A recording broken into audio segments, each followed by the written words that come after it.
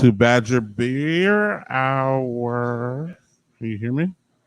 Okay. All right. Welcome to Badger Beer Hour. This is our first anniversary show, first live show. I am hearing an echo.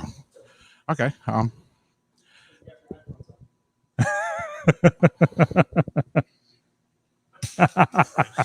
Okay.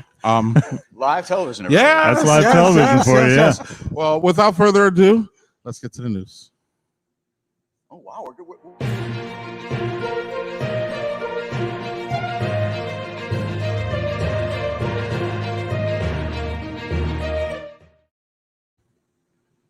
Chris, hello. Hi, everybody. Down in the corner, man. We'll get to news. Bear with us, everybody. Yeah. We got news, Chris. All right. We do have news. You said we were going to do this on the fly, so this is how we're doing it on the fly. This is loose. Did you guys hear that Hams and Blatz was going the way of the dodo bird? It's not a joke. I did hear that. Did you actually hear that? I did hear that. Yeah, Yeah. but it's not true. What? No. I thought you put that on Twitter. Did you lie? Okay. Let me tell a story. So Badger Beer Hour did a little bit of debunking on this one. So so this story appears to have come from a single published report on the website of a pretty small community's newspaper. I'm not really being more specific here because the story was taken down for obvious reasons and that it was predominantly false. That's obviously a little suspicious, and that it was just this one report out there in the world of that Hams was being discontinued, and I think Milwaukee Best was being discontinued by Molson Coors. I think this kind of struck a nerve because there have been shortages and out of stocks of Hams reported in some markets, which is obviously kind of troubling for a big brewer like Molson Coors, which makes Hams. But fear not, Hams fans. Looking at Johnny over here, there he is. Molson Coors says Hams and Milwaukee Best are not going anywhere. Some of the factors that they said that this report cited are true in that seltzers are kind of squeezing out legacy lagers, both from kind of a demand and a production standpoint. That there's less demand and there's less ability to produce these beers because of the seltzer boom. There's also shortages of aluminum cans, and some of the cardboard cartons have made packaging an issue. I have only recently heard about the cardboard issue. We know about cans going way back, but there's some some producers of cardboard that are having trouble meeting demand. And then there's been this long lingering effects of the disruption in production from for Molson Coors production and logistics. Because of that big winter storm in Texas and the cyber attack on Molson Coors late this winter. So all of this stuff kind of together, I think is still having an effect on some distributors' supplies. So this is obviously that gets people skittish if they think that they can't get their beer. So the same thing is probably happening with Blatz, which is a Pabst brand, but that's largely made at Molson Coors facilities for now, at least. Pabst Vice President John Kimes told me that all is well with Blatz. Quote, "It remains a relatively small but steady piece of the Pabst business." Very exciting for a mutual acquaintance of ours who's a big Blatz fan. And in more kind of directly Badger beer news, Blatz is going to be one of the Pabst brands in the next couple of years that's going to move its production to City Brewery in La Crosse, which of course is the former G. Heilemann Brewery that has the world's largest. It used to be the world's largest 6-pack of old style, but now is it just like City Lager or something? It's like La Crosse Lager or something like that. La Crosse. Yeah, nobody wants that. Okay. Speaking of G. Heilemann and La Crosse, check this out. More than 20 years ago, this is a little segue into a little bonus news story for you. Ooh. More than 20 years ago, a guy who lives about 5 miles from Appleton's airport planted a bunch of spruce trees in the shape of the old style logo, because he's a that kind of guy, I guess. Today, the trees on Dave Erdman's property are more than 25 feet tall, and the logo is clearly visible to planes flying in and out of Appleton and in satellite photos. And Greg is going to show you guys. We got that up. The thing? Yeah. How about Nice. that? Look at that. Cool thing. Dave, what a guy. We love Dave. How long has it been up? 20 years, something. Took to grow that. I mean, imagine when it was little and everybody's like, boy, that's a lame old style logo you got there. That's a fun story. It's fun. You got to put the microphone in your mouth there, Greg. I'm gonna post this out on my social media. There you go. That's a fun story. You should Chris, post it out on your social media. You should read it. I'll do it again. About I'll do it again. Thanks for reading, Greg. There's a big story about his wife and all that. That's great. Before we go on to the next story, though, because we got so quickly into news, I just want to point out for everybody that's watching virtually, and we actually have a live audience here. We're at Working Draft in Madison. So, yeah. Look at that. We have fans? Yeah, we have. Are you kidding me? We have fans. They're real life fans. We paid them $25 at the door. Yep. That goes for. That's an IOU. That's as good as cash. Yep. Yeah, there you go. They're actually real people here. Thanks to Ryan at Working Draft here for opening up for us on a Monday. We're going to talk to him later. Yeah, we'll talk to him later. Yes. All right, we'll move on. Yeah, okay. So we don't need to talk about macro brew news anymore. We got some craft brewery news, I'm assuming. Oh, you know, buddy. Something from Minocqua? No? It wouldn't be a Badger Beer Hour anniversary without referencing Minocqua in the news. But yeah, no, we're not gonna talk about Minocqua today. Yeah, they didn't pass muster. Damn. But our friends over at Third Space Brewing, they passed muster. I like those guys. So they're bringing back the Wisconsin IPA Fest next month at the brewery in Milwaukee's Menominee Valley. Sweet brewery. You should go check it out if you haven't. The format of this event has changed. This is the 5th year now, and it's kind of been a lot of different things. Obviously, last year it was kind of the virtual beers in a box kind of thing.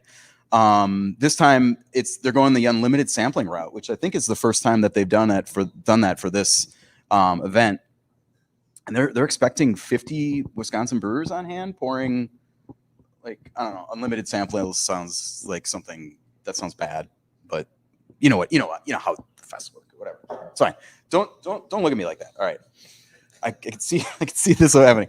All right. So they're going to have each of those breweries is going to have about 3 to 4 beers and they're going to have 850 people ticketed. So there's going to be some non-IPA beers too, to kind of cleanse the palates between all your hops. The fest is Saturday, August 28th. Tickets are $49 right now, early bird thing, $99 VIP, and you can get them at thirdSpaceBrewing.com. This is not a promotional. I know it kind of sounds like it, but Third Space does expect this event to sell out. So if you want to go, you should go. Don't they name the best IPA in Wisconsin? Yes. It's unclear exactly how they are going to do that, but in previous years there's been like a judging panel that I was actually part of once. It was really cool. We did the double blind tasting, taste and ranks and all that. It was very cool. I don't know it's unclear if they're going to be able to do that this year. But there is always a like crowd or like crowds people's choice kind of selection. And that was the one last year was, people got it in the box and then they voted on it, and I don't remember. I didn't write it down. Shoot. Womp womp. But it was a pretty nice event. They had like videos and programming around it. It wasn't just like, hey, here's some beers, go drink them. And this is held at the brewery? It is at the brewery, yep. So one other thing about Third Space that is pretty cool, they announced this morning, actually, that they are making some tweaks to their charitable giving program. So what they're doing is creating a new collaboration beer with different nonprofit each quarter. So the nonprofit will get 20% of all the sales on this. They have like a Friday night launch party for each beer.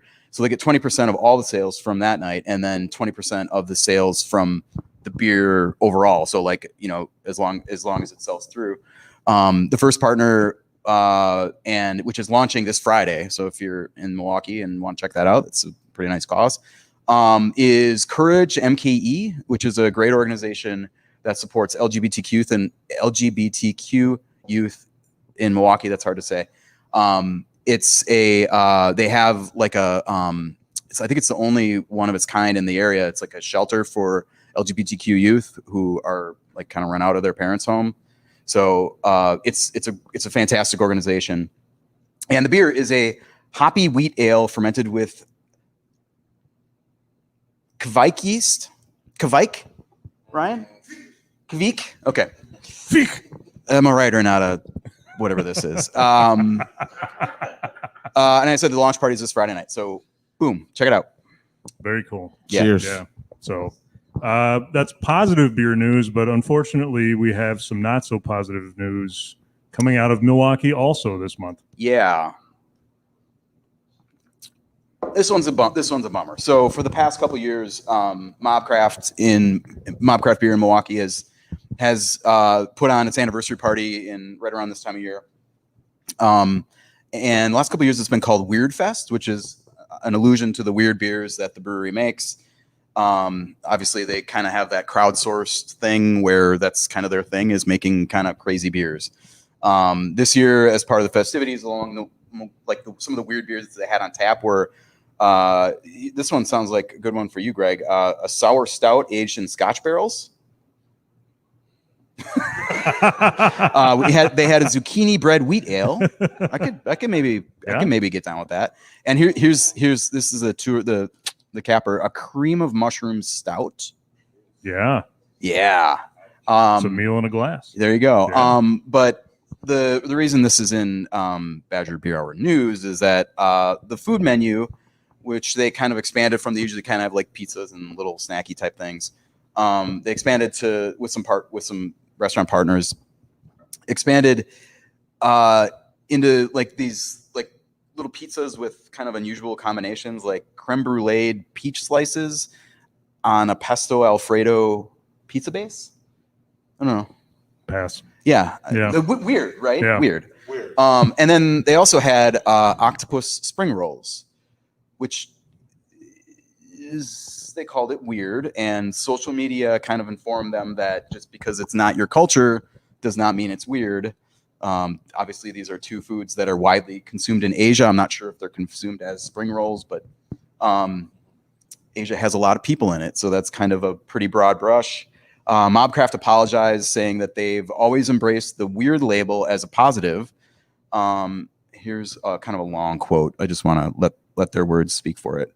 Our kitchen normally serves pizza, so the idea behind the Weird Fest menu was to offer something that a pizza kitchen would not normally offer. Calling any food weird was a serious misstep on our part. We are sorry. It was not our intention to hurt or offend any culture by labeling any food strange or bizarre. They also 86'd the octopus spring rolls from the menu entirely. So, Greg, you had mentioned that you had some thoughts on this one.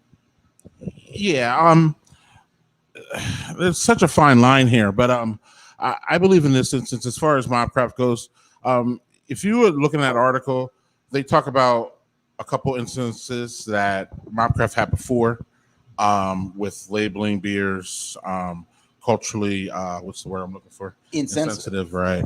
But what happened was immediately, though, they have responded to the calls to move it back or to eliminate or change it. And I don't know, I just kind of feel that this is a tough area to navigate, and with all the different beers that we have and all the different kind of connotations and stuff, it's hard to navigate. I just like to see a brewery, if they make a mistake, to rectify it as fast as possible and to move on. And I think Mobcraft has done that. Every time that it's happened, it's kind of problematic that it's happened a few times.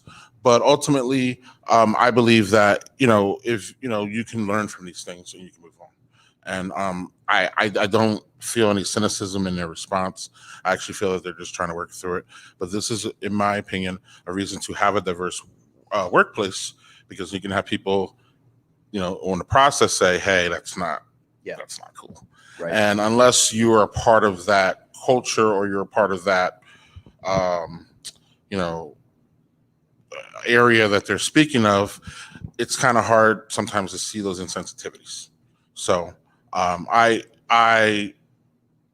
give Mobcraft credit for you know, addressing the issue, and I just hope that they're, you know, going forward they're just more, you know, they can do what they, you know, do what you can, but if you make a mistake, rectify it quick.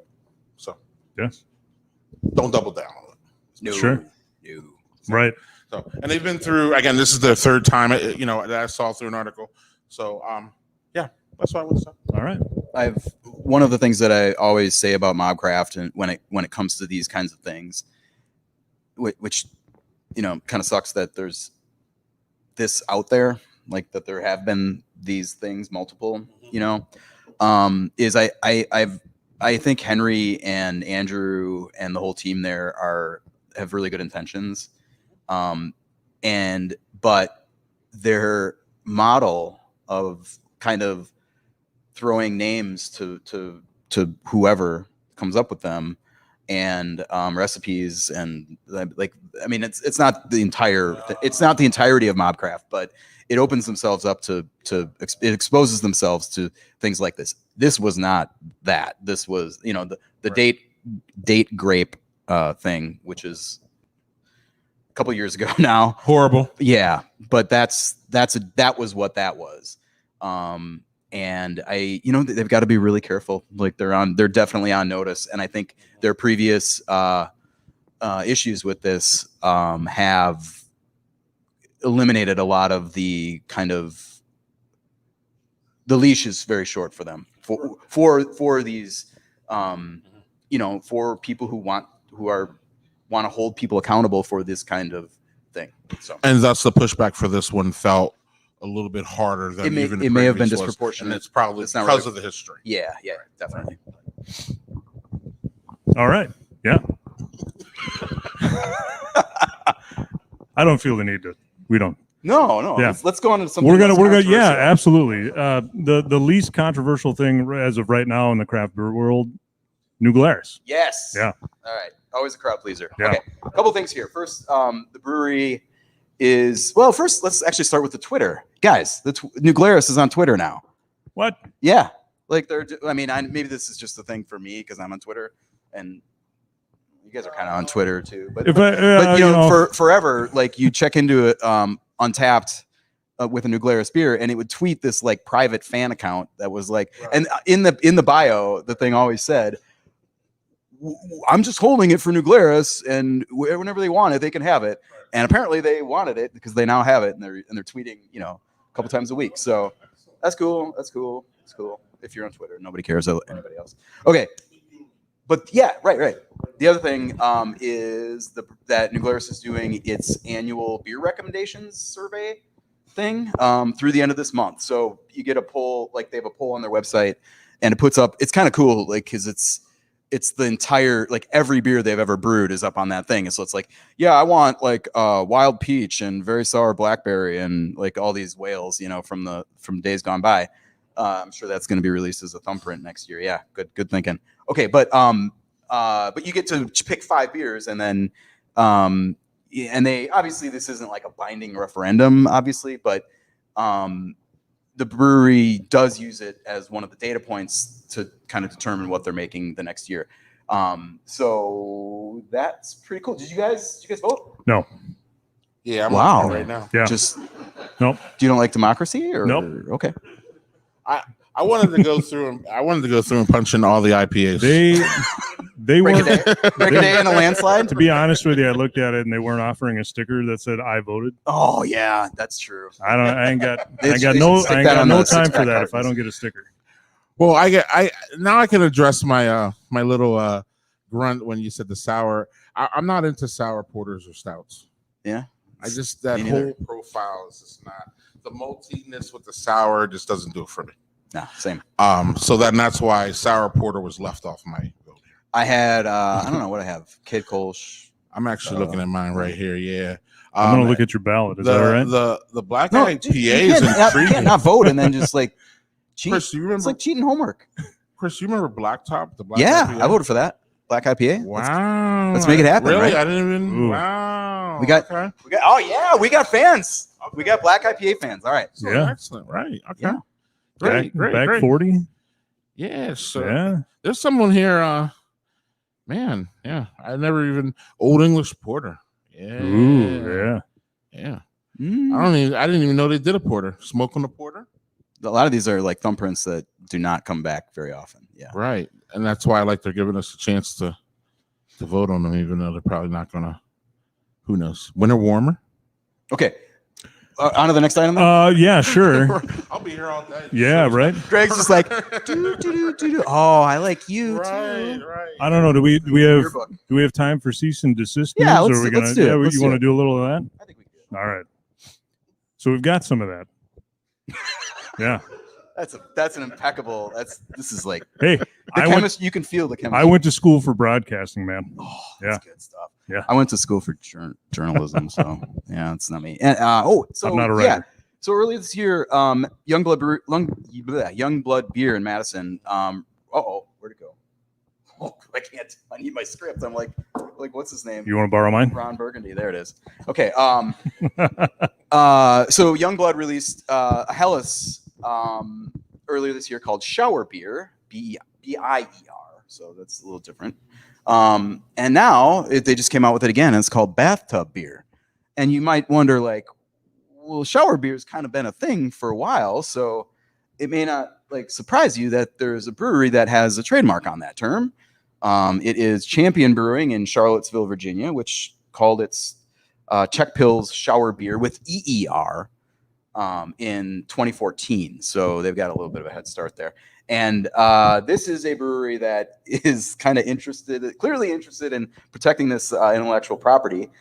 In 2017, they post. This is one of my favorite things about this story. They published this blog post about a Swedish brewery using the term shower beer and noting that it does not infringe on their mark because U.S. law does not cover names internationally.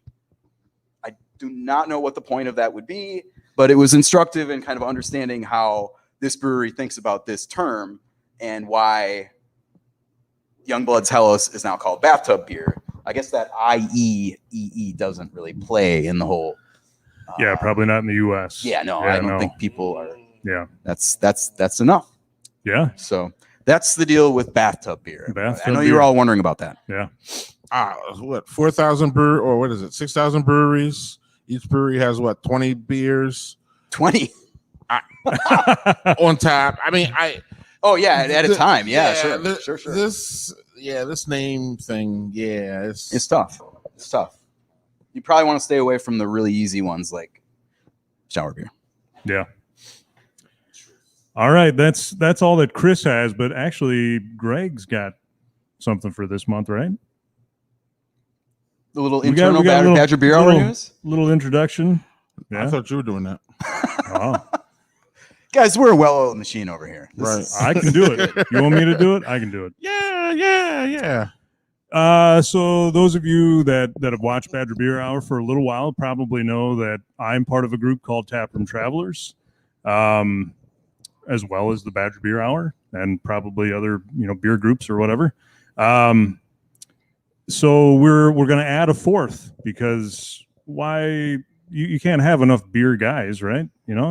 You got right. Well, the first year was pretty trying and tough and troubling. There you go. Yeah. With just the three of us. Yep. So we think that maybe. Well, considering that you So, and I you know, haven't if met you- each if other the- till today, yeah. Yeah. Right. Yeah. Us three have never been together. Yeah, absolutely. So we're going to add, one more is never a bad thing. So we're introducing Andy. For those of you that have watched Taproom Travelers There he is. before, you've Look at that. probably Hey, seen everybody. Andy. I was back in the control room back there, so Yeah. I'm not sure what my audio levels Welcome, look like. welcome, Andy. Hey. Yeah. Thanks, Yeah. everyone. Wow. Yeah. So Great Andy point. actually lives here in Madison too, along with Greg, Mhm. and they're going to be our Madison bureau. Pretty much. Yeah. Yay! Welcome, Andy. Yeah. Thanks, guys. Yeah. I'm probably going to go back to the control room because I'm sure our audio is just all over the place right now. But yeah, happy to be here. You mean they're and- not supposed to talk like this? No, you're not. No. Chris. Chris is doing all right. Welcome, Andy. He's doing all Yes, right. Andy, welcome and thank you. Have you used a mic before today, or is this the first? I'm just curious. I'm not trying to be facetious. I'm just curious. I don't know. I think this is so cool. I feel like I'm on TV. You are kind of. well, I mean, know, but we we are live. I said like, hey, I'm Aaron Andrews. Yeah. What did you mean by that? I don't know.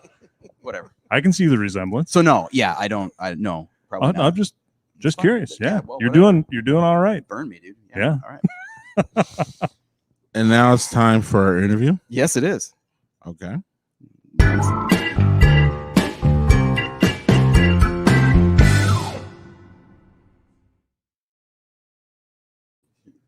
Getting into some chaos here. All right. We're very pleased to welcome to Badger Beer Hour Jason Walters. Yep. The Big Cheese. I don't know if you can see that on the. That's on what my the- on shirt his shirt. says. He is the. Yeah. Look at that. How much did you pay them? You get a- $26. Nice. So Nice.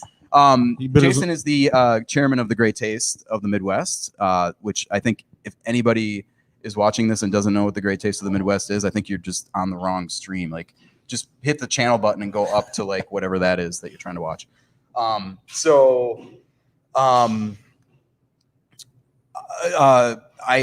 thank you for joining us. well, thanks for having me. I know we tried to connect earlier, and my Wednesdays are pretty busy with Great Taste planning. So this Monday worked out pretty great. It's pretty excellent. Yeah, I mean, and I think we were looking at the big announcement that you guys had with like the big update was that in May? Yeah, or late April, possibly. Yeah, so we Yeah. would have been lining up for the May stream. So, but this, I think we were saying this earlier that now we're actually going to have some stuff to say. Yeah, exactly. I think more information is definitely available. We're a lot farther along in the planning, so I can't tell you. We don't know that yet, or Right. that's still under wraps. We can't I'm share not that gonna believe it. I'm gonna publicly. be like, wait so a second. Get some real Barbara Walters shit here. Okay. you're not going to make me cry, are you? No, Okay. never. I might make myself cry though. Okay, so kind of bring us up to speed with what's kind of already been said about the 2021 taste. What the festival is going to look like this year. Sure. Just obviously, safety concerns are number one on our mind. Especially when we were making those decisions, in the late April timeframe. So we made that decision to do a half capacity event, which is a tough decision. It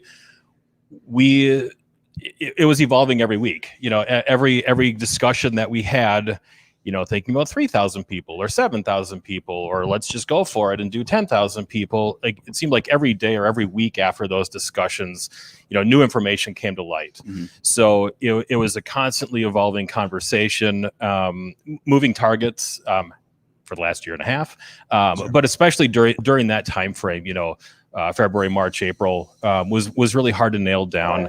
But we wanted, out of an abundance of caution, we felt really comfortable doing a half capacity event at 5,000 people, just to give people some more space, spread them out a little bit. And the decision we made at the time, I stand by that. Obviously things are continuing to evolve, mostly positive, but there are still some negatives coming out in the news too. So I think we found a good level for the event this year. And one thing I want to clarify: when you say 10,000, the normal Right. taste is 10,000 people, right? Correct. So that's including volunteers and Staff, brewery brewery staff. staff, vendors, musicians, media. So right, exactly. So in park capacity in a normal year is 10,000, and we're doing 5,000 this year. Okay. How does that translate to like how many tickets? Is that I think we sold 3,000 tickets through the mail order lottery, which is about on par, like relatively kind of speaking, Yeah. where we would be at on a normal year. But that was the big difference this year is we're so used to, we're a festival of traditions, and having in-person ticket sales has been a really big thing for us for a long time, and so it was tough to make that decision, not but again, easy to not have people gathering in 7 locations around the Madison area, especially lined up back in May, potentially overnight to buy tickets. So we delayed that ticket sales to June and went with the 100% mail order lottery. That's always been about half of our ticket sales anyway is through that mail order lottery. So it's a system that we're really comfortable with, that we know really well, that we know we can do it efficiently and fairly. And so we just went 100% to that lottery. Okay. What were some of the things that MHTG was looking at to kind of make this decision? You said like the situation is evolving. What were some of those things that were evolving? Sure. I mean, we looked at public health, Madison-Dane County, the website, following the state guidances very closely. We were looking at infection rates in neighboring states. We have a lot of people come from Chicago, Minneapolis, St. Louis. Rockford is surprisingly well represented at the Great Taste. Michigan, people travel, and so we it's not just putting on a Madison festival in Madison. We're bringing people from many states. We're bringing brewers from a lot of states, and they're going back home. And so bringing the public in, all milling around in a park, enjoying beers together, and then going back home. That's a potentially scary situation, and so we wanted to be really mindful of that, to make sure that we could look at neighboring states and cities to see where they were with their infection rates, vaccinations when those started happening, just to make it as safe as possible. So we're also looking at other festivals. I mean, we see, a month before that, Great American Beer Festival cancels. Right. And I'm like, oh man, so then my brain is racing at night, it's keeping me up at night, literally. If they're canceling and other festival big music festivals are canceling, but then Summerfest moved to September from July. So I'm thinking, okay, well, September is close to August, like they're kicking it out of the summer, they're going late summer, early fall. So those were the kinds of things that were on our mind that, we had the benefit of being, second Saturday in August. So it's later in the summer, and we were hoping that would help us in those cases. And I think it will. Mm-hmm. Yeah, for sure.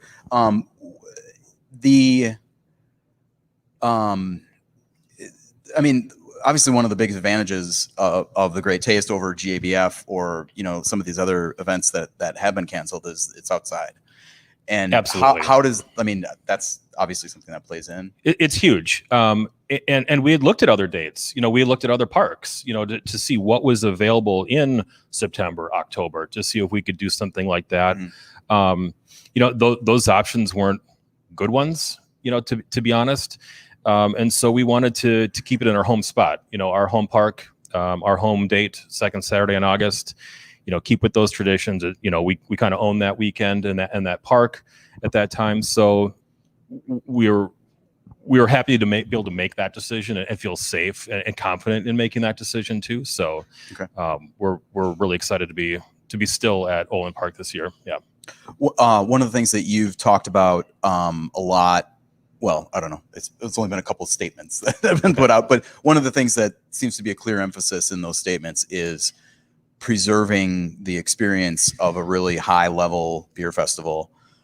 And I think one of the things, there's a lot of that, inherent in the Great Taste, but I think one of them is the breweries that are there. Absolutely. And I assume that it's basically the same deal. Half the breweries. It is, and that was something that it was important to us, that I didn't want to put on what I would consider a lesser version of the Great Taste.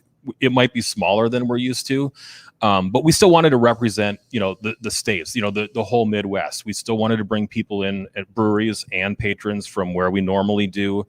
We still want to have those super crazy unicorn beers, special release things, cellared, 4-year-old, bourbon barrel barley wines. We want to have crazy weird sour stuff that Greg would maybe not like. We want to have, we still want to include all those all those beers, the styles, the special releases that you're looking for when you come to the Great Taste, we'll still have all of that. But we are doing, so it'll be, normally it's about 200 breweries and we're at 100 breweries this year. So with the reduced capacity in the park, we're also reducing the breweries. So we're going to spread out a little bit more. The footprint will look very much the same. We're just going to spread out the breweries a little bit. Which will be nice. Yeah, I think it will. I mean, I think from the for those user fortunate who experience, have tickets who will be there, I think from a user experience, I think that will be really nice. Obviously, you know, we do have a lot of folks who didn't get tickets this year because of that reduced capacity. And sorry to all of you at home if you didn't get tickets. We'll see you next year, okay? But yeah, we wanted to preserve that, you know, that same energy, the same special beers, the same, you know, breweries that you know and love will be there. The real L tent was a casualty this year of, I know, and we know that there is a fan base out there. Greg's groaning loudly. I know, and that was a tough decision. So that was one of the things that we talked about early on. You know, from a financial standpoint, from just a logistics standpoint, the way that those beers are served would be a lot harder, if not impossible, to do in that safe manner that we're planning on the rest of the serving in the festival. Oh, right, because they take your glass away. A lot of glassware handling there. And so, you know, we're hopeful that Real Ale or some other fun zone will return next year in that place. So, all right. I don't know if it'll be called the Fun Zone, but it'll be a fun zone of beer, in that area. But yeah, you're right, Craig. I mean, the Real Ale tent has been very popular. There are folks who camp out there all day, and so they'll be. Stop. Yep. So this year we're going to give them a chance to explore the rest of the park and see what other beers and locations of the park we have to offer. That's a good. That's a good spin on that. There you go. So one of the things that I think really plugs directly into that is like, okay, you can have 100 breweries, and that's still obviously a ton. And I don't know, when was the last time the Great Taste was at 100 breweries? It wasn't all that long ago, right? Oh, maybe 10 years. Oh, it's got to be longer than that. I would say probably 15 years ago. Okay. And that's one of the things that we talked about. You know, we've run a festival with 3,000 people. We've run a festival with 5,000 people, and it's been a while. But we knew that we could do those things. Obviously, it's turned into a much larger operation, a much more popular operation than back in those days. But we knew it could be done, and so we were confident that we could scale down, you know, the festival that we have now and scale things down. Not everything's scaled proportionally, but we could scale things down, still have a successful event, you know, still, you know, not lose money on the project, and still host a festival that we were desperately wanted to bring back. Yeah, right. 2 years off sounded it sounded really bad. Yeah. Right. How do you determine who makes the cut? That's tough. They're all our friends. You know, we have relationships with so many of our brewers that come to visit. But we also, you know, we dance with who brung us. So we, you know, again, with the tradition, you know, we value, you know, breweries who have been with us a long time. So we made a cutoff point at 25 years. So breweries that have been with us for 25 years or longer were grandfathered in. So they were automatically allowed into the festival. And that was about 45 breweries. Wow, that many. Yeah, exactly. So, I mean, you can see where the dilemma is, right? Because if we go down to 20 years, it was like 80 breweries. So, and you know, and having kind of the same, you know, makeup or automatically getting in would have been a hard sell for those folks who have been in, you know, less times or haven't been at all. So we had that 45 locked in. Something we've implemented a few years ago is our rookie involvement, that it's really important to us to keep things fresh. You know, there are so many breweries, you know, new breweries coming in or who hadn't signed up before or who have been on the wait list for a while. We don't want them being on a wait list for 5, 6, 7, 8, 12 years. You know, we want them to get in. So we dedicated, you know, 10% of our pool. The last few years have been about 15%, but we did a 10% pool on rookies who had never attended before for this year. Okay. Yep. So, we literally pulled names out of a hat in my dining room and selected those rookie breweries. So we locked in those 10, and then with the remaining part, in years past, we've done sort of a weighted lottery where we can, if you've been with us for a while, you get more chances, in that lottery. Okay. And this year, that just seemed like we were going to be loading, those veterans way too heavy. So we just did a straight, one brewery name, one ball in the hopper, essentially, in the lottery. And so everybody had a fair chance for that remainder of the breweries. I don't know what the numbers are on some of these. I don't know. Like, I think about my Great Taste experience over the years. There's a lot of the same breweries that pop up as kind of like, oh, did you get to Central Waters? Sure. Did you get to Three Floyds? Yep. Did you get to Top and Goliath? Yep. New Glarus? Yep. Like, these are. I mean, obviously, I think New Glarus, I'm sure, is 25 years, but some of these are probably not. So, I mean, but I can't imagine a Great Taste without Central Waters there. Right. How, like, so, but right. That I mean, yeah. I guess I'm saying, like, I think that there's a tension between that curating that great experience and being fair, really. I mean, and that's what was really hard, is that because leaving that to chance too. Oh yeah, absolutely.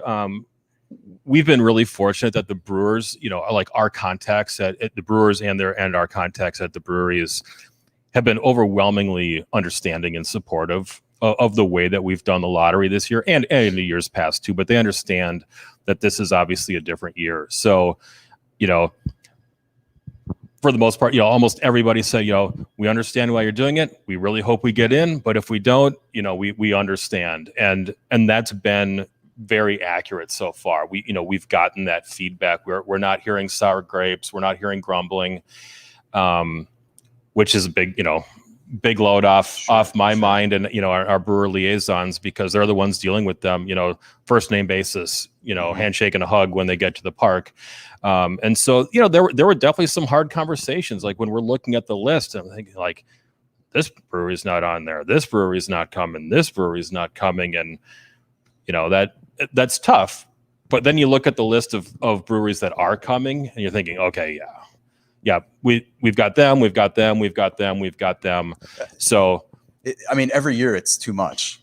Oh, I mean, right. It's always like, I can't make it. You're still not going to hit all 100. Yeah, so, that's right. That's not a problem. Yeah. But maybe 2 or 3 or 5 of the places that you normally go to aren't there, but 26 of the places that you haven't gone to will be there. So, and I think with mixing in the rookies too, they're always marked really well, so you can go say hi to the new guys, and try something new. So, that's a big part of what I think a craft beer festival should be. Is, you want to go to your old favorites and see either what new or what old they've got there. Mm-hmm. But it's also fun to see the new places. Yeah. I think you kind of alluded to this in the real ale conversation, but what are some of the things that are going to be different this year? I mean, not there, but like I imagine the line system. You said that the breweries are going to be more spread out within the same kind of layout. Is there going to be like some changes in the point of, that I'll have gate. this kind of contact? You mean the gate or at the line to get beer? Both, yes. I was thinking of the lines to get beer. Yeah. Well, we'll be staggering between the breweries, so you won't be butted up against like the brewery next to you. We're going to leave, a space in between. So the lines can kind of spread out that way. I think we've all gotten pretty good at standing in line 6 feet behind the person in front of you. So keep practicing that. Practice that on August 14th. And, we'll have signs up and, some general reminders to give people some breathing room. Will it still be handing your glass over to the? We're planning on doing a card where you would drop your glass and they'll be filling it for you, with a pitcher, so there won't be glassware handling. Okay. Just to take out that handling point. Brewery staff are handling hundreds or thousands of glasses from many people who have been putting that to their mouth and in their hands all day long. We want their safety to be in mind too. So right. So thinking about yeah. that now, So we're gonna do a no contact beer delivery system with pitchers, going old school with pitchers, and we'll still the breweries will have pitchers for all their beers that they're offering. You'll still get everything that they've got behind the taps. Mm-hmm. And are there going to be caps on the brewery staff that come to? Are they kind of limiting the crews that they're bringing? Yeah, we have reduced that number too, because we want more patrons in the park too. Yeah. But less brewery staff will be there. That'll let more patrons into the park, so that there can be more public people having fun. Is there any kind of wiggle room for, like, the things that you said that you're looking at for making these decisions? If those things are looking better in the coming weeks, could there be another batch of tickets released, or? No, we're not going to do that. Okay. This ball's rolling. Trains leaving the station here. So yeah, I mean, to go back and sell tickets now, especially because we did it through mail order, to go back and do a second wave would be logistically difficult. Even though we have information on people that we turned away this year, but that would be really hard to pull together, and everything else that we're lining up with, security, with the number of breweries, with all the budgetary concerns too, are all based on this capacity. So to add more now would be really challenging. Okay. We've talked a lot about nuts and bolts and big picture things, but like it's got to feel pretty good to be this close after essentially 2 years of planning. Obviously not last year, didn't happen, virtual, whatever you want to call it. Okay. Yep. But being this close to having the taste again. It does feel good. We actually had our first in-person planning meeting last Wednesday. Some of those folks are behind me here tonight. It felt so good to see faces in person, and to be, projecting my voice in a park shelter during a thunderstorm, to Nice. to the staff who put on the festival, and we're getting feedback, and we're answering questions that someone else has for that guy about his job, or she's got questions about someone else's job. We could really sort that stuff out a lot better than we could have on a Zoom call, or by 18 bazillion emails. So it was really great. I think for a lot of us, it felt really good for that crew to be together, to be talking and planning for the great taste, to be answering those questions, to do like on the fly troubleshooting, to get some of those questions answered. And I'll talk to you after the meeting, like making those contacts, like jotting down follow-up questions and that kind of thing. So that honestly made it feel very real. Mm-hmm. Like it's really happening. I know, the tickets are already sold, and it's moving, but it felt very real and great to get together with the staff again. I have to imagine that for the 3,000 patrons who are going to be in the park, that this will probably be the best great taste, because they're going to be stoked. Everything that's built up to it. I mean, a little bit more room a little bit more elbow room. Everything that we've been through for the last year and a half, and I think it is going to be pretty special. I think so too. I think having. I think the energy will be really high. Little note for remember people to hydrate. So don't forget to hydrate. But rinse I think that glass, drink that rinse water. Yep. We've got water stationed all over the park. But yeah, I think there will be a lot of energy, even if there are, a reduced number of people in the park. That energy is going to be pretty amped, because this is 2 years of pent up beer festival ready to come out for a lot of folks. And we're excited to host people. We're excited to see the brewers come back. They're really excited to be back in the park. We love Olin Park. We treat it like our our manicured lawn with those beautiful oak trees and the lake shore and the view, the downtown skyline and the Capitol. We're incredibly fortunate to have that park. Out of all the great parks in Madison, we're so lucky to be in that park. It's part of our heart and soul of that festival, and we are really excited to have people coming back. We're excited to be there. Jason, thank you so much for coming in and talking about all things Absolutely. Great Taste. Yeah, thanks for having me. Thank you so much. Can I get 2 questions here? Oh yeah, geez, I didn't want to monopolize everything. It's no, 7:53 though, well, so. Well, I mean, you're the journalist here, and I'm just the opiner. Jason, two-part question. Number one, are you guys still looking for volunteers? And part number two is I want you to speak to a little bit of the I felt it more this year than I felt it any year, which is the fraud kind of angle where people are trying to sell or buy, or people are trying to sell fake Great Taste tickets. Or there's something going on with that? We are not looking for more volunteers this year. We're well staffed, and I can't really say much about fraudulent tickets. We really take a hands-off approach to the secondary ticket market. We don't facilitate that at all. We don't have a meet here if you're buying and selling tickets at the park. We are completely hands-off with that. Well, I just want you to say, just to make sure everybody knows that the only way that you could get a ticket is through the lottery. Absolutely correct. Okay. And they are. 'Cause there was other stuff going around. Oh yeah, no, it's only through the mail order lottery. It's a DeBoss ticket with individual numbers, and they're unique every year. So we always change the tickets a little bit to make them unique for each year, not just the date, but other factors as well. But yeah, we really stay out of the secondary market. And yeah. Thank you. You're welcome. Thanks so much, Thank you Jason. very much. Round of applause for Jason.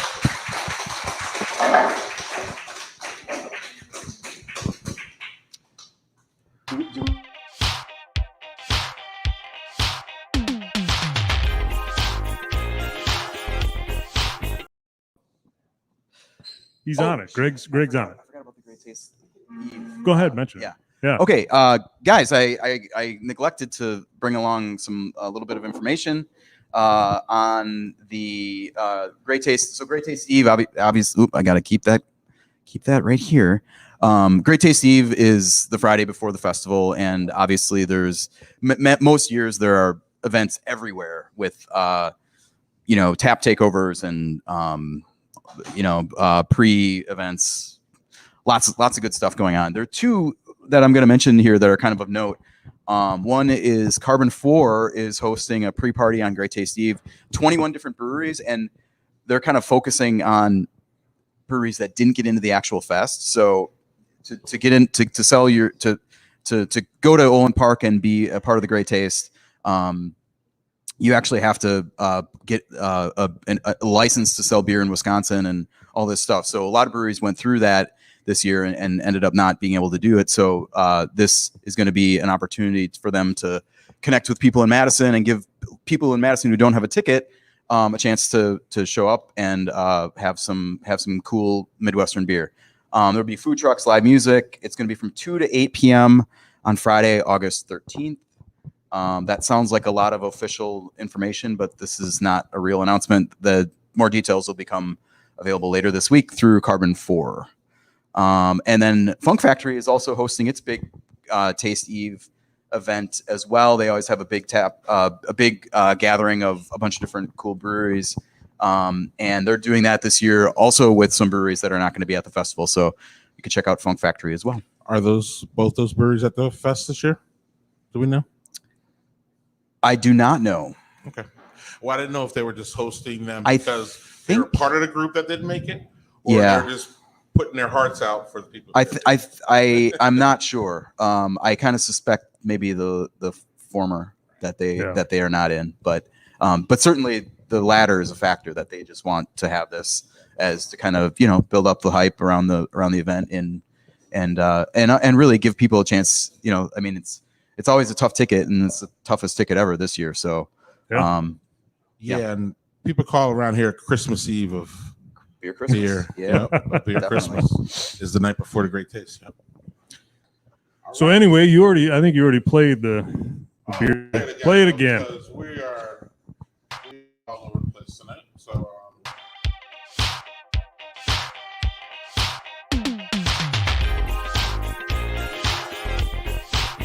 I think it's damn good.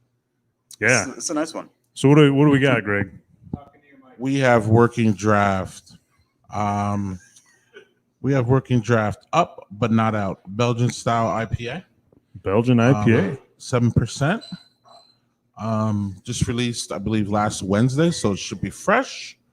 Super fresh. Our new castmate here is supposed to join us. Hand him the microphone. He can just do it over there. You can be a disembodied voice. Oh, Yeah. right. There we go. I've seen the Belgian IPA become more popular in recent, I would say, years or months. What do you guys think about that one, first of all? I would say I like this better than a regular IPA. The ringing endorsement from Landon. Yeah, I think Belgian IPAs were pretty hot for a while. Maybe the mid-teens, something like that. And have kind of fallen off, and I think they're having a little bit of a renaissance. It's interesting. There's Youngblood just up the road here has a Belgian IPA on tap as well. They used Zaka in theirs, and it was quite good. I like this quite a bit. I got one for you, Lynn. Yeah. I got one for you in the car. The Youngblood one. Thanks, man. Youngblood. I appreciate it. Yes. So you can compare this one to that one because that's what we've been doing. It's got a nice. The yeast character is. That's what makes a Belgian IPA for the most part is that yeast strain. So you get a little bit of esters and some phenols from that. I don't know. I kind of a bubblegum note in this one, I think. A little bit. What do you think, Andy? I like it. I was going to say, as someone who's drank with you a little bit more often than other people, you saying that you actually like it is a pretty ringing endorsement of an IPA. Yeah. For those that don't know my distaste for IPAs, that's if it's better than other IPAs, that means I really like it. Yeah. But let's make it clear here. You're more of a what kind of fella? Malty, malt forward, Dark beer, Yeah. smoked beer. But you're down with. I like a good Pilsner. I was gonna say you're Yeah. down with a good Yeah, I Pilsner. love you Pilsner. just Yeah, stole you that bet. thunder from me. Right. Yeah. One of your favorite breweries from your area. We'll keep that there. You love their Pilsner. Ooh, sexy hops, Nelson Sauvin and South African Queen. Ooh. So Yeah. that's a pretty exotic. To me the kind of the benchmark Belgian IPA is obviously not Belgian, but here in Wisconsin is Bedlam from Ale Asylum. Yeah. And that's a beer that's pretty old at this point. And they brought that back. I think last year was or a couple years ago, maybe the first time in a while, and it was great. It's Citra, kind of, and to me that is kind of the benchmark for, or the baseline for the tasting of this kind of style. This is a very different hop profile, and I dig it.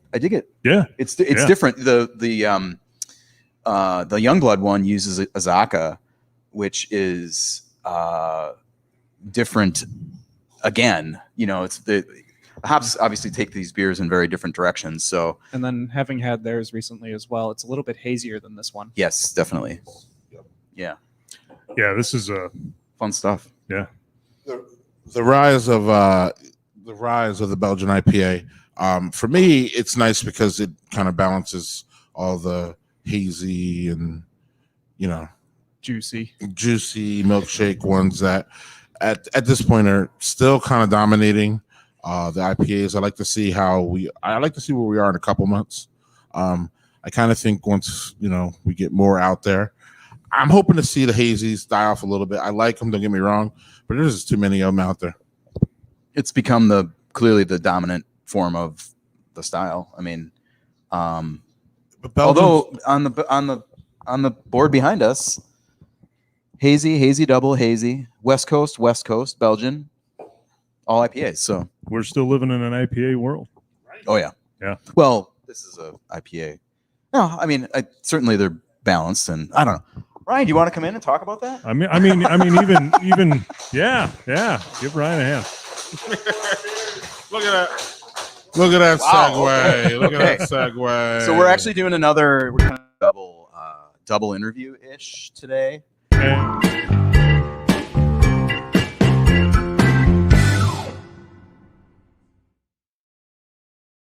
I will hand you this microphone as well.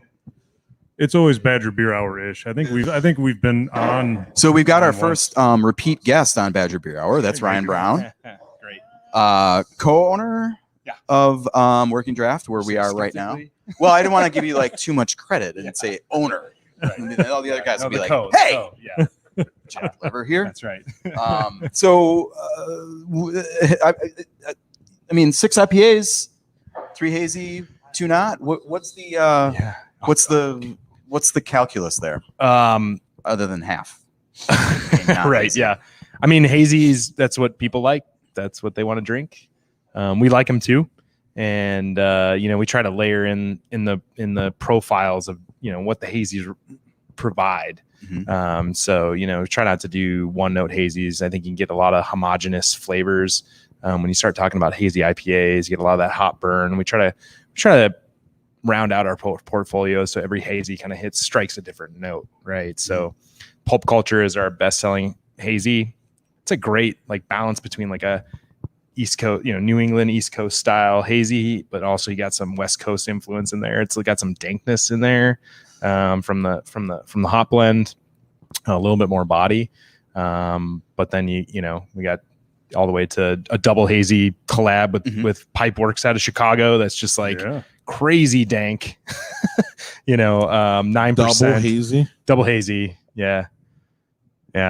We were actually shooting for a triple to quite get the gravity we wanted. Hazy. Yeah. But Attenuated, maybe. that's what happens. You're beholden to the yeast sometimes. But so.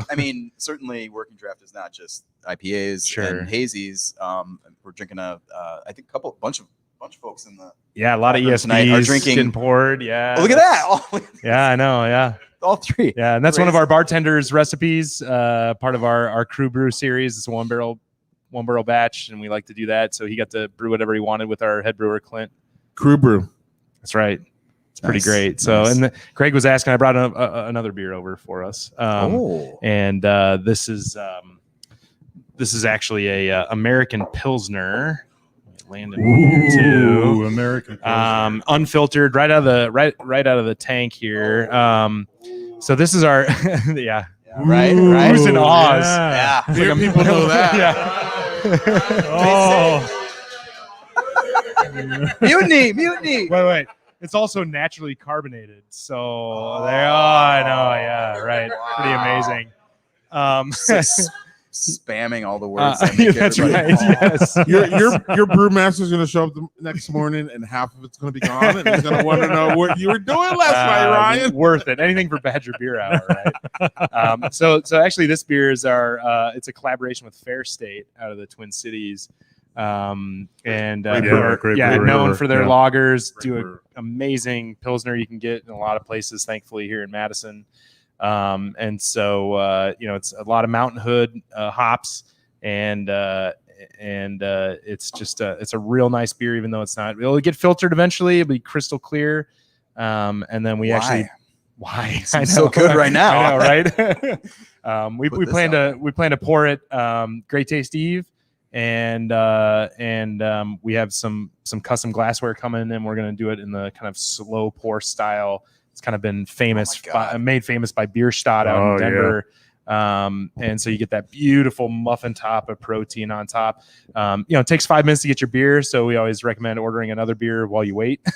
worth see, it. that's smart. So worth We'll it. have our That's Hellas moving on. units. So great. Just word of the wise. A great order is order a Hellas and the Pilsner, Yeah. and you drink the Hellas while the Pilsner's going. The Right. Pilsner's settling. So Boy, there's way. another slow pour is another Yeah. O-face beer can. That's for sure. Slow pour, unfiltered American. Yeah, I know. I'm with just Fair State. I'm hitting all the marks here. Just clear that browser history later, Chris. All right. And the reason, well, I mean, this was brewed as a Great Taste collab. Yeah. But the circumstance that Jason spoke to, Yeah. it just don't allow for us to be in this year, Fair State. But we get it. I mean, that's how it goes. It's a lottery system. We know that. We'll still have people here. You don't want to like talk shit? He's right over there. He's still here. Can we say that? I don't know. Oh yeah. No. Oh yeah. Yeah. Now the censors are going to shut us honestly, down. I think you put it perfectly. Like, I think everybody in the industry gets it, especially this year. Yeah. And it is an amazing festival. It's the best beer festival in the country. You speak to a lot of brewers. There's so many reasons why it makes it one of the best for guests and for breweries. Obviously we'd love to be there, but we understand. And so we're still celebrating. We'll still be pouring, a special beer on the eve. I'm sure we'll get plenty of people out here on Saturday after the fest, in whatever state they arrive. But I'm guessing that, you'll have a little bit of beer of a little bit of Great Taste traffic with this slow pour Pilsner as a special, sure, special event. So that's right. Yeah, That's right. and what a beer. Oh yeah, it's really nice. I'm a big fan of it for sure. And last we talked was April, I believe. That's right. Yeah. And things have a lot has changed. Here we are in the brewery. That's right. Do you talk about how you got here? Yeah. I mean, just like everything in COVID, it's week by week, and we were able to open a patio finally this year, got that going, and then slowly opened up doors when the the orders in Dane County expired, and still don't have seating around the bar here. In part, as I was saying earlier, we were a storage facility for a year because we didn't have any space, and right. we don't know where to put all this stuff. Sometimes we got barrels sitting here at the corner of the bar, like they're like one of our best customers. I thought that was like decor. No, those are filled. Those are filled. So we're just really grateful for even being open and the support that we had in all of our to-go sales and cans, and people supporting that major pivot for us as a business where we did 85-90% of our beer in pints over the bar, and that went to zero overnight. And we had so much support when we moved to canning, continue to have support as people come back out. And, it was all driven just by what's the safest for our guests, what's the safest for our team, what's the safest for our community. And so, we're just trying to be, listen to the experts, listen to the Department of Health, and make those decisions based on what they're recommending for us. So, but I'll tell you what, having people in here though, it was a main line that I needed after long downtime. I think a lot of us on the team were like, why are we doing this whole time? And those first hour that people came back in here, it was like, that's right. That's why we do this. That's why we did that the grind. Energy. Yeah. The energy. You can't replace it. Oh yeah. Clint's beer plus people, is just that's something you can't shake. Yeah. It's so rad. I mean, like I just think about my first return to like a place or like a brewery or a bar or whatever.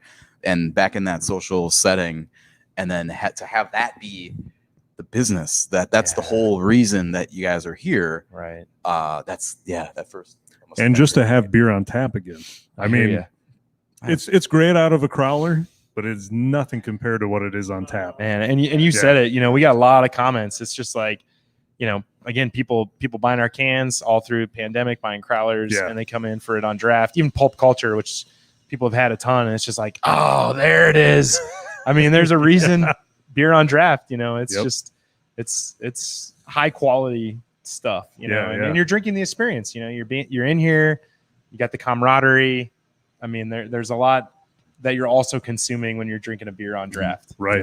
So, absolutely. Yeah. And I have to give you guys props. I don't know if anybody else can speak to this, but your system during the middle of COVID was one of the best ones that I've seen. And by meaning that, like, I was able to go to your website and figure out the whole process. I didn't have to like dig in I didn't have to say, do they have curbside? I didn't have to call you. You just had flat. I don't know if anybody saw it or it was involved. Flat instructions. It was this boom, boom, boom, boom, boom. And like, in my opinion, seeing how a lot of people responded to the pandemic, people needed direct instructions. And this is how you follow. And if not, hit the road. Sure. And you guys presented that in a way that was amazing. My significant other did most of my beer shopping during this time. So, she was out. I was never out. So like, it was just easy for her to be out and do it. Yeah. But I was not going to send her to a place that was questionable or like we didn't know how the process goes. So I was like, oh yeah, I want some from Working Draft. So she gets on the website and she's like, oh yeah, when do you need it? They look great. This looks great. And so I just want to give you guys props because not every situation was that way. And I kind of wanted it to be that way because I kind of wanted to feel safe going to every brewery that I possibly can so that I could support every brewery that I like. But it wasn't possible. So then, we had a conversation. It was just like, we will, go to the places that make it feel most comfortable. And you guys are one. And it also turned into this being the first place that I went to after the pandemic. So kudos to that. And I just wanted to, thank you. You can't really, there's nothing you can do it again. And I don't know, those brewers that didn't get it, in my opinion, I don't know, I'll be back. No worries. But I was just not trying to F with them during the pandemic, especially if I didn't know what the situation was. Sure. So, And huge kudos props to our team because they developed that process, and they really took into account, I think, what people wanted to see and did a great job, I think, in keeping themselves safe and keeping our guests safe. So I appreciate you recognizing that because I can turn the attention right back to them and our team that did an awesome job. Yeah. Is anything different now? I mean, everything's different now, but I mean, like, what are some of the things that you think are gonna stay with? Like, I mean, you mentioned 95% or whatever, something like a large number or a large percentage of your beer on draft. Yeah. And now all those cans are in. I mean, my local in Wauwatosa has Working Draft on reg. Like, I don't know how long that's going to last, but are you going to try? Are you guys going to try to keep some of these changes as far as packaging and? I mean, is Clint just going to work his fingers raw kind of thing? Pretty much, yeah. That's a lot of our hope is to, continue to maintain and deepen the relationships we have at wholesale that we spent a lot of time and energy cultivating during the pandemic, getting beer into Steve's Liquor, regular drops up in Milwaukee, and then also be able to service our on-premise, guests, the folks that come into the tap room. But in terms of, what that looks like, we had two new fermenters that went online in early May. We got those rocking and rolling. We wish we could put in more capacity to meet those demands. As far as it's a wall, you just take it out and put. Oh yeah, just move the walls. Yeah, like Minecraft, right? Just like bump. I've seen it. Skybridge to another place. Right. Yeah. Wow, Ryan. Yeah. I didn't know you had that in you. I've seen my kids do it. Yeah, exactly. I Like I got my hand do. Yeah. I mean, the interesting thing, Chris, it's a great question. Just from that's my logistical answer. I think from like a craft, like a consumption and like a beer drinker's perspective, we saw a huge return, at least based on the data, to people going back to their core brands and like what they knew was familiar. Right? There's so much stuff that's bonkers during the pandemic, so many unknowns. And there was a significant rise, or return back to some of those standbys that you knew you could pop this beer.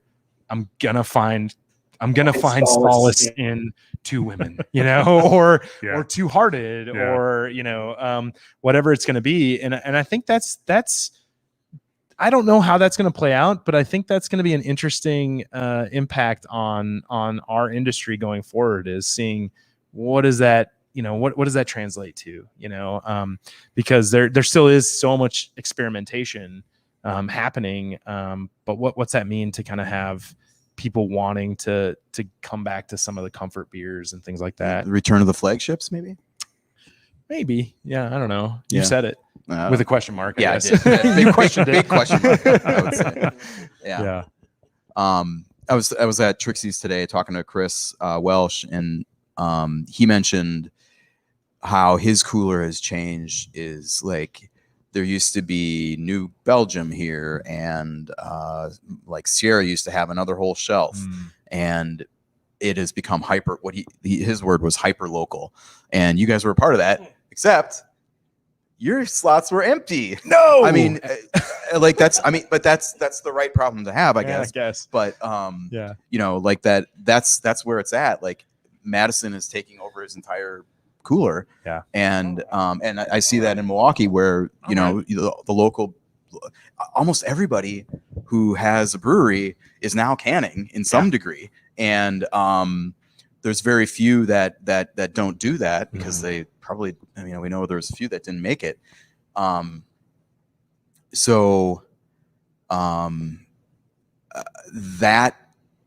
ability, there's much more ability to be hyper local now than there was 16 months ago, 18 months ago. So I'll tell you though, it's hard for a brewery our size to get beer on shelves. Yeah. I mean, it is expensive. It's a ton of work. It's a lot of untold hours and labor that goes into it. There's, you know, we F up a UPC code here and there. We order not enough labels. We order too many labels. You know, and we got the mobile canner coming in. Our friends at Carbon 4 help us package beer once or twice a month, which is incredible that they do that and make space for us. But I'll tell you, like the amount of money that goes into getting a beer in a can, it's not reflected on the price on the shelf, which is kind of funny. You know, like draft beer is more expensive, but in ways cheaper for us to get into a glass. But cans, labels, labor, contract, you know, mobile canning, contracting, all that stuff is just like significant amount of expenses. I don't know. I don't want to tell any secrets or anything, but Clint mentioned when we were talking during setup that I'm not sure if it was the mobile canner or if it was one of those contract packaging arrangements, but $14 to $15 a case. Yeah. I mean, that's just for the just to get it, just for the process. Right. That doesn't That's include any of the packaging or the labels What? or whatever. What? $14 to $15 a case. Yeah. That's I was like, wow. Yeah. I mean, that's the math of that's why everybody's got a tap room. Which Right, goes right? back, Yeah, that's why everybody's got a which tap goes room. back Or to, three. That's right. Exactly. yeah, all of your Yeah. money's made right there, right? Yes. So, yes. so for those of you watching, and I've said it time and time again on other channels and stuff, if you like a place, go and support them. Yeah, get there. And that means, you know, get your butt off your couch and go and Yeah, and and we've support 'em. talked on Badger Beer Hour previously about when we were in the thick of the pandemic about how important it is to support, you know, to how much of a help it is to buy cans from the brewery out of the cooler here rather than you know, at a liquor store, or you know, there's that additional tier and there's 30% at basically at every tier. Well, that doesn't even count that part of it. I mean, like, you know, so which isn't to say that like draft beer is gouged. It's not that at all. No. But you know, and I think we've seen you know, the support become a thing so much more than it was like support the breweries you love. That happened during the pandemic, and I think I think that will probably continue to happen, you know, hopefully in person. Yeah. Well, and this is why we see 4-packs for, you know, craft beer up into the 20s now. 16, 18, 20. And I you know, on my channels I'm pushing back on a lot of these things because I don't think people understand what you're saying, which is the overall and the overhead with these beers. Sure. You know, why should I pay $6 a beer in a can? Well, you know, that's, you know, it's not as simple as you think. And, you know, part of it is pandemic economy, which is inflation, basically. One of the things one of the other things that Chris said that was really interesting to me is that price doesn't matter anymore. Like people are not really, he doesn't see people really bargain hunting anymore, or or concerned about that kind of higher end, particularly for I think or a price combination of the or two. price comparison, meaning they want what they want, so they're just going to grab it. Yeah. And I think we see that with some of these brands out here. I'm not going to name, but we see that. Isn't that what we do? We name. Isn't that where?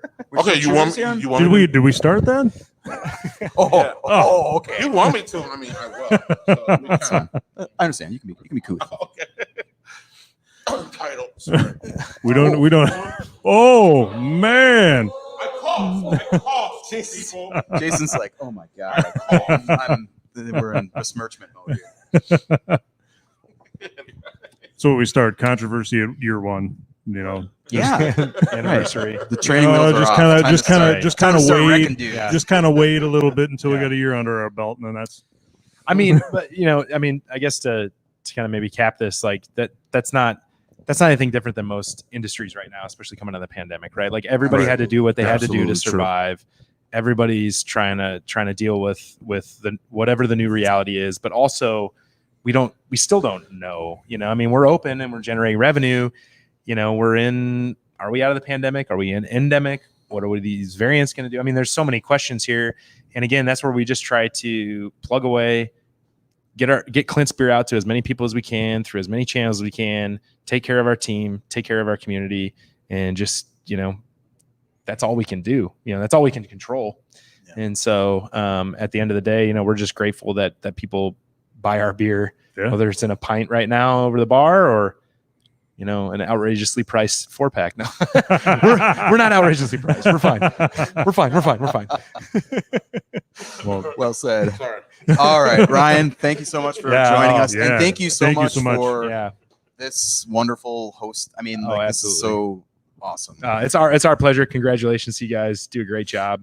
Super entertaining. And we're happy to host you. Yeah. And thank you for your support.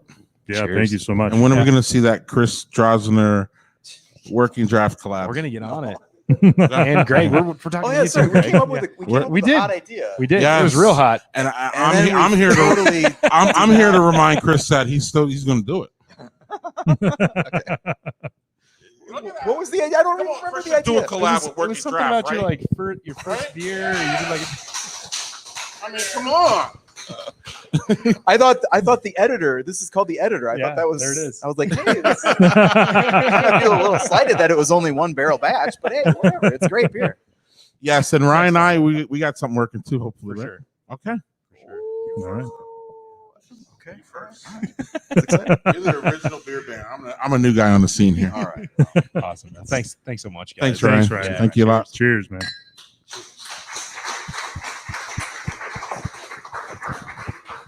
So it's been a Badger Beer Hour and a half. Badger beer hour and a half. Yeah. That's our classic. We Yeah. figured there'd be a little creep. On the Well, live show that here. ends up happening. Any comments on our first year? It went by really fast.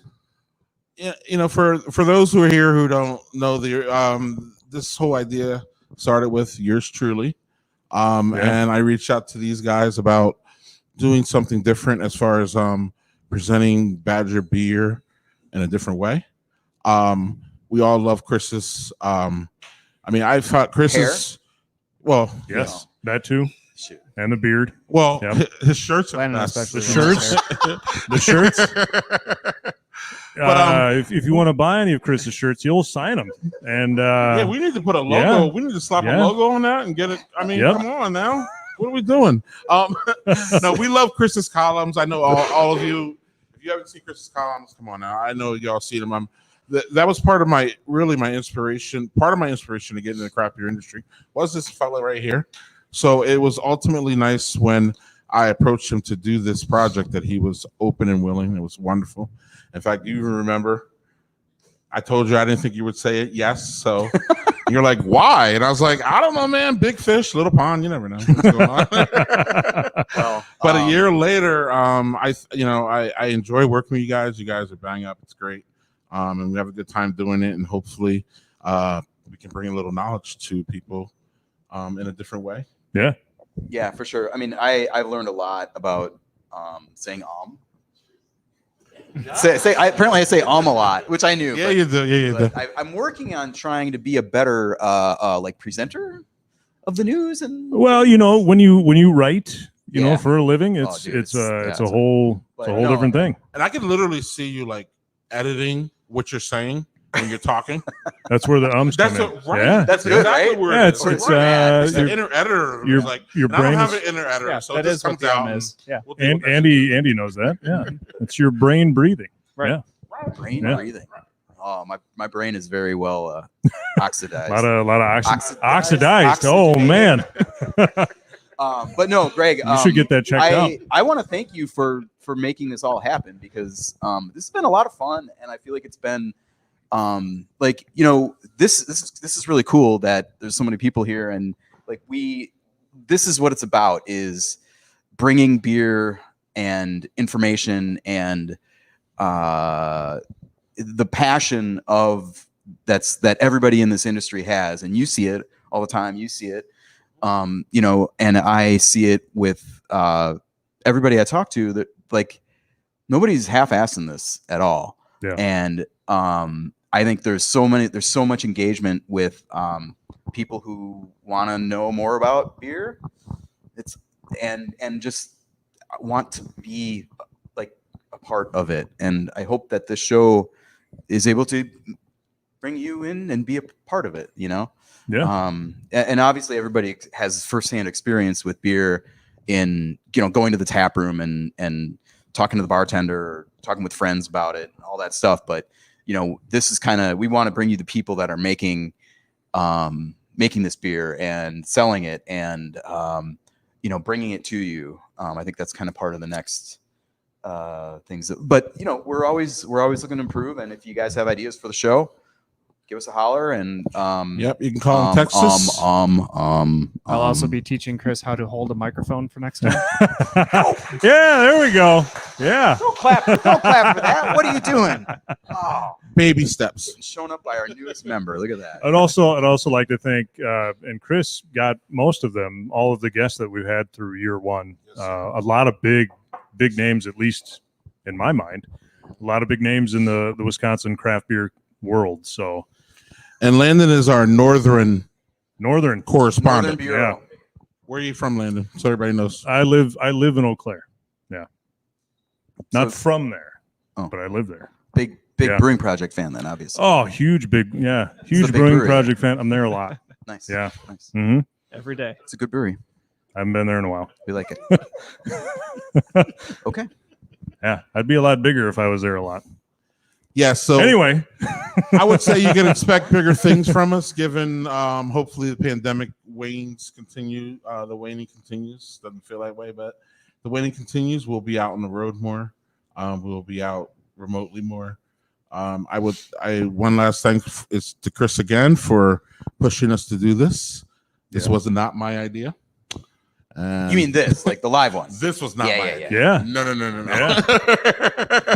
But Chris is like, come on, it's our first anniversary. The pandemic's over. We haven't met each other because, this came together really right before the pandemic started, or when it Yeah, a little ended, after, I think. or Wasn't a it? little after, I don't know. or yeah. Our first show was in July or June. Oh, June, yeah. June, I June or think. July. June or Yeah. July.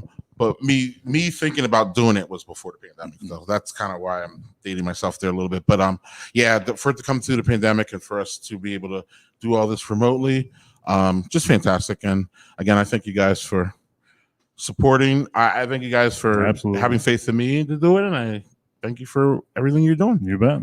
Wonderful. So All right. And I thank Cheers to you more. for watching, because Yeah. it doesn't really matter. And thank you for to all the people that showed up tonight. Yes, And Give you your are- yeah. these are our true fans here, man.